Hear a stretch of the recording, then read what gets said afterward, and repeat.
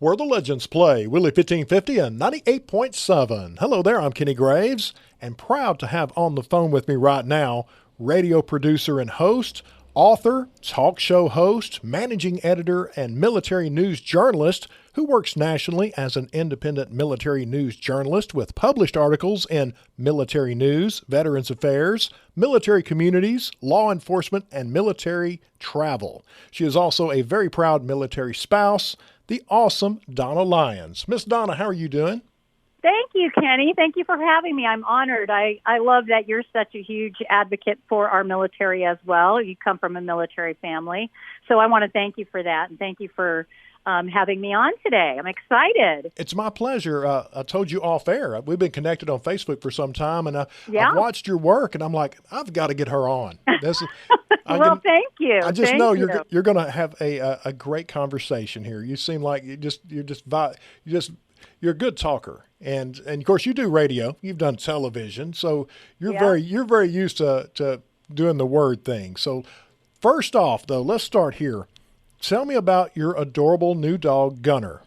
Gunner is a Bernie Doodle, and I got him in Ohio from an Amish family that breeds them, and they were so sweet, and I had been looking for one for a very long time, and of course his name obviously is a military name, Gunner, and he's absolutely a huge part of the family, and we love him, and so if you hear him yapping a little bit here, it's because he's sitting right next to me and kind of whining because now Mama's on the phone and he's not having any of it.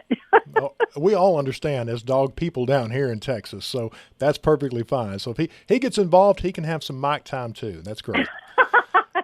He just might. Well, Donna, you're a big San Francisco 49ers fan, so how do you see the boys doing in the playoffs, and how about this diamond in the rough, Brock Purdy? You know, I'm going to tell you, I think that the 49ers are going to go to the Super Bowl. I just think they've come out of the gate running, and they're doing so well. And it's as soon as somebody sees that they may not, they're up against a team that they might question, here they come again. I think they're doing really well. And because I love them so much, I'm going to say they're going to go to the Super Bowl, and I'm going to say they're going to win it. So we'll see. Well, all right, you heard it here first, folks. We'll find out soon enough. But good luck with that run. I hope that works out. Well, thank you. I grew up in Southern California in Huntington Beach, and so that's why that was the one team that we all loved. And so I've been a fan since I was a little girl, always. But I am a Cowboys fan too. So. Well, I know. I'm a Steelers fan. I'm a born and raised Texan, but been a Steelers fan since '76. Oh, there you go. Great team. Oh, yeah, absolutely a great team. All right, Well, you grew up in California, but when did you take your first interest in media? It really happened to me. I started writing for Examiner.com, and I was doing lots of military articles. And an author named John Gresham found me and said, I love your work so much. Will you come write with me at Defense Media Network? And I said, absolutely. So I was one woman out of hundreds of men that was writing the military genre. And John had me writing really intense articles, Special Forces, Green Berets, women in the military. I wrote articles on Iraq and Afghanistan, and I was very involved with weapons and ships and submarines, and I wrote about it all. And that led me to a book I co-authored. And that book took me on media tours. And when I was on the media tours, a small radio station heard me, and they were called Right Stream Radio Network. Well, John happened to work with them, and they offered me my own show. I had done a couple interviews with them, did a couple shows with John Gresham, and he said, let's get you your own show. So I got Love, Liberty, and Lip Gloss. And that's really how it all started, was that one small radio station that gave me that chance, and I took it. And then from there, it just kept going and going. I mean, after I did the book tour, which I was on television, I was offered a small station in Northern California. I did a little military show for 2 years while my husband was deployed in Iraq for the second time, 2-year deployment again. And so I needed to keep myself busy. So I did this small television show, and then it just started snowballing from there. I mean, I started my own radio network, and here I am. Well, I'm going to have to jump around now because you touched on a lot of the questions I already had lined up. But Sorry. let's go with the book first. You co-authored, Now You Tell Me, 12 Army Wives Give the Best Advice They Never Got. So tell me first, how did you enjoy the writing process? Well, the writing process was fantastic because each woman that's in that book, there's 12 Army wives. I wrote 6 of the stories, and my co-author wrote another 6. And what we did is we had a layout of questions. They were all asked the same questions, and we gave them to them and gave them time to think about them. And then I recorded all their answers, and then we wrote them. I mean, of course, we had to change some things around. But the thing about the book that's really good is it's for any military person, any woman or man that's married to someone in the military. It will help them in one way or another. And that's because we had from a general's wife to just enlisted, a newcomer coming in, blended military families where the mom and dad both deploy, children that deploy, these blended families, too, where they come from divorced families. Now you've got a woman marrying a guy who has kids, and she has kids. How do they get through all this? The lingo in the book, how to speak the military lingo, basically. We have a glossary in the back where you can look up some of the words, because a lot of people new going in don't know that lingo. And so it's a really, really good book. It did really, really well. It's still out there, so if someone wants to pick it up, I have several copies too. If someone wants one, I will gladly mail it to them. They can just contact you or me on Facebook, and I will send them a free copy. It's a really, really good book. And I think the thing about it is, I think one of my favorite stories was my friend Linda. She married someone in the military, and he's something like 25 years younger than her. And when he would introduce her at parties, they would look and go, oh, what? Like, she looked older than him. And they are the happiest couple on the planet. And so it kind of tells a story of how her husband was in Vietnam. He died. They got divorced. He died. She married Russ. And now they're like this happily married couple. They've been together for something like 30 years now. And they've moved all over the world, but it's their story and how people reacted to them. And I think that's really important. Never judge a book by its cover type thing. Mm-hmm. They are happy, and she's one of the best military spouses I've ever met in my life. So it's all these little stories. Another story in the book that's really great is a blended family, how they had to go to counseling because they didn't know how to deal with each other's children. That's a really difficult situation. You're already in a situation that's tough because this is at the time we wrote this book. There's deployments going on. People are leaving for two years at a time, 1 to 2 years at a time. And so you've got the difficulty of that. And then the coming home process is just as bad. How do you reintegrate, especially if somebody's wounded? So we talk about all this in the book. It's an excellent book. I highly recommend it to everyone, not just because I co-authored it, because the information that's in there that was given to me by people that have done this, and even the newcomers coming in. So it's an excellent book, and the writing process was very easy because these women were willing to tell their stories. Well, they had their finger on the pulse. It's a good guide for, like you said, anyone in the military or married to anyone in the military. Learn from other people's experience. Absolutely. Yep. Well, I'm going to turn back the clock a little bit. Let's go back here. Donna, you attended the University of California, Riverside. Go Highlanders. How was your time there? It was a lot of fun. I went back to school after my kids were born. I had started school at Orange Coast College and got my AA, and then decided I was going to move forward and got into journalism, and that's when I went there because it was close to where I was living at that time and raising my kids at the same time. So I had to do what was convenient for me. I probably would have chosen some other big school, but, Riverside is fine. It works for me, and I have a really good career out of it. Yes, ma'am. Well, you talked about how your career kind of got started off, but you built quite a reputation for your work. Talk about the career journey from where you left off earlier on the writing side. What else you've done? Well, it's really just been about writing, and I felt like a pioneer because there weren't a lot of women in the industry at that time writing military genre. There still aren't. And so I would go to these conventions, and it'd be all men and me, and they'd look at me like, oh, what is this woman doing here? And then they'd read some of my articles and go, oh, my God, she's not dumb.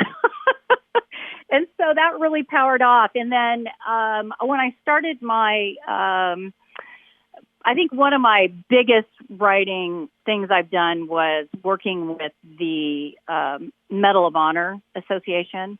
They asked me to be a managing editor for their yearly publication, which is huge. And at that time, I was able to get all 5 living presidents to write letters for me and send me photos, which were inside that publication. That was insane. I couldn't believe it happened. I was like, oh my God, all 5 living presidents are in this book right here. And from Bush Sr. to Barack Obama, I mean, just the list, Clinton, it was just crazy. And so I got Bob Woodruff to write the introduction for me. And he was injured in Iraq. I don't know I think I wrote that down for you when I was sending you some information on stuff, but he worked for ABC, and he was hit by an IED when he was covering the war in Iraq, and his journey to heal was incredibly long, and he's still healing. But he wrote the most beautiful foreword for me for this publication. It's probably the one thing I'm the most proud of out of all the things I've done in my career. That was probably the ultimate, and I haven't touched anything that high again. I think it just like peaked at that moment. And then I started my radio station. That was Lyons Radio Network, and I've interviewed some of the most incredible people, as you have. I think we can look back and go, God, like 7 years now, and I go, oh, I can't believe I interviewed that person. Oh, I interviewed that. I think my highlight was Johnny Bench when he came on, and I was like, I can't believe I'm talking to Johnny Bench. And we were cracking up. And I like, my gosh. So what I did was I had an umbrella as Lyons Radio Network, and I had many shows under that umbrella. I have the Mind Twist, which is a conspiracy theory radio show. I have Love, Liberty, and Lip Gloss, which was an entertainment show for the longest time, but now I've branched it off to kind of right stream and conservative. It's a very fun show. I have the Wow Show with my friend, and we get some great people on there as well. It's been a lot of fun. The journey has been incredible. So, and I did a small television show in Northern California. It was just a military show with this small network that was public television. And we had a blast. I interviewed some of the greatest people on that show and learned a lot about the military that I didn't know. You know, the backside of it. What happens when this woman came on one time that she does hospice, and it's a military veteran type hospice. And a veteran will sit with another veteran because at the time they're dying, a lot of times, especially World War II veterans and Vietnam veterans, they have a lot that they've held in and they didn't want to talk about it. And so that veteran will sit next to them with their dying breath and let them just unleash and talk about whatever they want. It's probably one of the most beautiful things I've ever heard about, and got to visit where they do all this. And there's several programs like that around the country. So I've been blessed with everything that's come my way. Well, another thing I know you're proud of is your work with the Friends of the World War II Memorial. Talk about that. I love them. That is my favorite memorial. It is absolutely beautiful. For aesthetics reasons, it's my favorite. It's got these big fountains in the middle. But what they do is they bring World War II veterans out, and they have events for every war that happened during World War II. And during that time, like, say, Pearl Harbor is coming up. or it just happened. Pearl Harbor just happened. And they'll have a big event on December 7th. At the time that war started, the bombing started, they will ring in, and that's when they do the event. They have guest speakers, and they have World War II veterans that come in. They'll fly them in for free. They let them sit there and take part of this whole beautiful event. And it happens all year round, anytime that there's something prominent that happened during World War II. It's a beautiful, beautiful memorial. It's I can't say enough about Friends of the World War II Memorial, what they've done. That place is stunning. They keep that. The upkeep is wonderful. The people that are all involved are wonderful, and they're very hospitable. I can't say enough about them. I hope everybody can check that out on their website. Absolutely. You talked about your very successful radio career before the Lyons Radio Network. Your first radio talk show gig, I believe, was with Right Stream Radio. Talk about that time. Yes.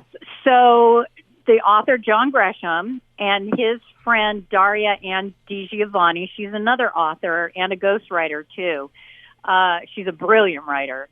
She does just regular writing. She's not in the military genre. She just writes fictional books. But they invited me on to do one show. I started doing Military Mondays with John, and we were just chatting one day, and he said, why don't you do your own show? You're so good at this. You end up talking most of the time, and I just sit here. And I said, I never thought about it. It would be fun. So they started having me do a show once a week, and then it ended up being weekly, and it was the Love, Liberty, and Lip Gloss show, which I loved. But I took that show with me when they folded. They folded that because Daria and her partner had decided they no longer wanted to do radio. So instead of me taking it over, I decided to start my own, and I took Love, Liberty, and Lip Gloss with me. That's the show I really started with on Lyons Radio Network. I took that with, and it was wonderful. They were so good to me, and I learned so much from them. I wouldn't be doing what I'm doing if it wasn't for those two. And sadly, John has passed away. And every once in a while on my feed on Facebook, something will pop up with a show I did with him, and I have to go back and listen because he really did jumpstart my career in the military genre. He gave me an opportunity that I never would have had if it wasn't for him giving that to me. So I'm really thankful to both of them. And that was a fun network to be on. They were just let me do my own thing. I kind of had a free for all. That's always the best. Well, oh, yeah. Now, how has Love, Liberty, and Lip Gloss changed over the years? Where is it at now? Well, what happened was about 6 months ago, I was getting really fed up with everything going on in the world. And I already had an entertainment show, The Wow Show. And I thought, I need to, I was craving something more. And so I took Love, Liberty, and Lip Gloss, and I flipped it to a conservative show. And I knew that by doing this, I was going to lose a lot of listeners. So I'm finally towing the line. I'm trying to be very careful to listen to both sides and be fair. Even though I will be very honest, I lean to the right. So I just, it was a very difficult decision for me to do this, but I did it. And so far, it's been great. I've had no issues or backlash. There's certain people that if they don't like it, oh well, don't listen to it then. I have other shows. You can listen to my other stuff. Go listen to my conspiracy show. It's just, I decided to flip it because I think this country needs a change, and I'm so sick of what's going on. And my heart loves this country with every fiber of my being, and I want to make sure that we get back on the right track. And if I'm just one tiny, tiny little part of helping make this country better, then so be it. That's what I will do. Admirable. I love that. When can people catch Love, Liberty, and Lip Gloss? We do it once a month right now, and so it will air again next Friday at 8 p.m., And so we're doing it once a month right now. Unfortunately, I would like to be doing it more, but my schedule is not allowing me. And so since I own the network, I'm able to kind of come and go as I please. So the best way to find us and all our shows is to either go to Blog Talk Radio, Lyons Radio Network, or iHeartRadio. Lyons Radio Network, and it's Lyons. And you'll find every show under that umbrella. Every show I've done, every show that's upcoming will be right there. And we're on Spreaker, we're on iTunes, but you can find all our shows under any streaming platform. And we are worldwide now. I've got listeners across the globe, which is just amazing. When my board lights up on my shows, it's just, I can't believe where the listeners are coming from all over the world. It's insane. So I'm really blessed that that's happening. Gotcha. I love having the World Wide Web. Now, it's funny to come in. I check the messages on the machine, and a lady in Montana wants to comment on something that was from the day before. I was like, okay, had it from Colorado and the East Coast, and I'm like, this is pretty good. I like this very much. It's awesome. It's awesome. We need to get you worldwide. You need to get out there in some of those other countries. I mean, even I've got Germany and France and Switzerland and Brazil. And I mean, I could just keep going, naming all these countries. And it depends on the guest, too. Yes. I've had a lot of guests from around the world, and I think that helps amp up the listenership from, that globally. Well, let's talk about the conspiracy show Mind Twist. What all do you feature on there? Oh, God, everything. We have talked about aliens. I had the craziest guest I think I had. Well, there were two that just freaked me out. So one's named Barbara Lamb, and she's a psychiatrist that works with people that have been abducted. And she's been doing it for years. And whether you believe it or not, this is her story. And she said one day she was sitting in her living room, and she kept asking the reptilian aliens to come visit her. She's been begging them for years. And she said one day they just showed up in her living room. And I was like, okay. And then she said one day she woke up. She felt like she was in a dream, but she was over the crop fields in England, and she could see them making the circles in the crop fields. And then she was telling about some of the stories of the people that she had, I guess, hypnotized, you want to say, and had them tell their stories. Crazy stuff. And then I had Calvin Parker. Calvin Parker didn't come out and tell his story for 40 years. He was so afraid to talk about it. He thought he'd be shunned. Him and a friend were in Pascagoula. I can't think that's the name of it. Pascagoula, Mississippi. There you go. I can never say it. Every time I even said it when he was on the interview with me, I couldn't say it. And him and a friend were abducted, and he finally came out and told his story. And he was giving us specifics about what happened that night, what happened when he was taken aboard the ship. And he said he never wanted to talk about it. And it's crazy. At the end of the interview, his wife happened to be sitting there listening to it. And the girl I was doing the interview with, Emma Sumac Watkins, who is also, she's a psychic medium, and she was on the show with me asking different questions than I would ask, which I love that. And I asked her, I said, how do you feel about all this? And she goes, well, I'm glad he feels comfortable enough to start talking about it. And it was just amazing that these people have these stories. We've done stories on the MK Ultra. I've done stories on the Denver airport, the surroundings of the stuff that goes on there, Mm-hmm. the tunnels underground, and what that horse statue really means. And we've just done so many crazy stuff that people don't want to talk about. We'll just talk about it. So if I'm missing one day, you'll know why. Well, you went down the rabbit hole one time too often, right? Yeah, exactly. And, But it's a lot of fun because you open up a lot of doors to what if, and people like that. Everybody has an opinion one way or the other. Agreed. So that's what's good about those kinds of shows.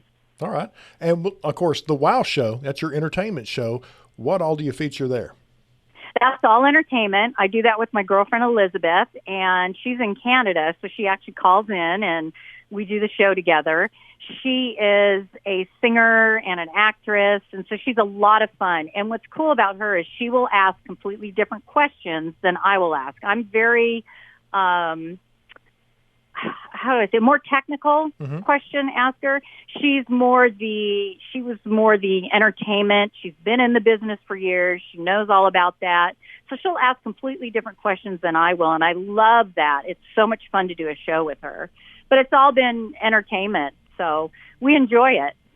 Very nice. Well, anything else on the horizon for 2023 for Lyons Radio Network or for Donna Lyons? Well, right now I am actually going to be participating in May at Defenders of Freedom, which I told you about. Defenders of Freedom is a great nonprofit that works with traumatic brain injury, and I've seen it work firsthand. So I think it's really important to put that out there. Anybody in Texas that's looking for a great organization to either work with or help someone that has traumatic brain injury or PTS, please look them up. They're fantastic. And I think they do have other affiliates across the country. I just know of that one. They're fantastic. So I will be doing that in May. They have a big golf tournament. And basically I'm going to be taking care of this puppy for a while. Little Gunner. Yeah, little gunner. But I am writing still. I do a lot of writing still. And as those articles come out, I usually post them on Facebook or my Instagram, so people can click on them and read those as well. Also, you're probably one of my favorite follows on social media overall. Your meme game is very strong, Donna. Very strong. You always get me laughing every day. I have to tell you, you cannot go in life without laughing. And I see some of these things and I think, I know none of my friends would post half the stuff that I post, but I'm brave enough to do it, Kenny. It's just who I am. And I love it. You're outgoing. I love it. It is a lot of fun. Thank you. Well, Miss Donna, I can't tell you how much I appreciate you taking the time. I've been looking forward to it, and you exceeded all expectations. So I want to say thank you very much. Thank you, Kenny. This has been an honor, and you're so much fun. And I want to let people know, your listeners know, that you're coming on my show next. Hey, I'm up. You just say when. I'm ready. I'm ready to go. It'll be a lot of fun. You got it, Kenny. Thank you so much. You bet. For the awesome Donna Lyons, be sure to follow her on social media. I'm Kenny Graves on Willie 1550 and 98.7.